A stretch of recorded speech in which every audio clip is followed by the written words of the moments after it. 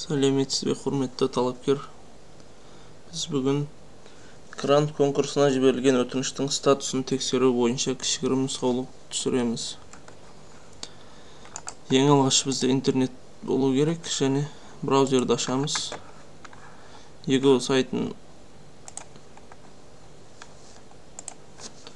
кіреміз. Және де кіру. ETSP ключ арқылы сертификат таңдау.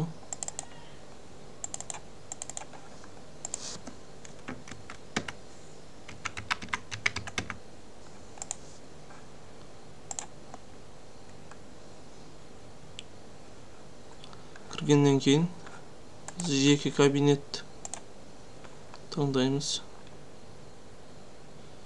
Және жеке кабинет ашылғаннан соң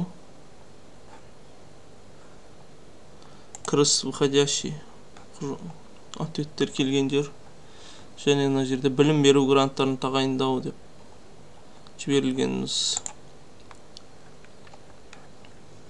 Мына жерде құрылды, жіберілді, мемлекеттік органынан сұраныс қабылданды, тексеруші мәртебе парағы,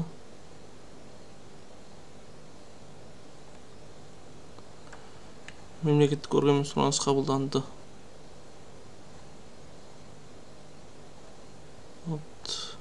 Осындай кішігірім ғана конкурсқа қатысып тұрсыз.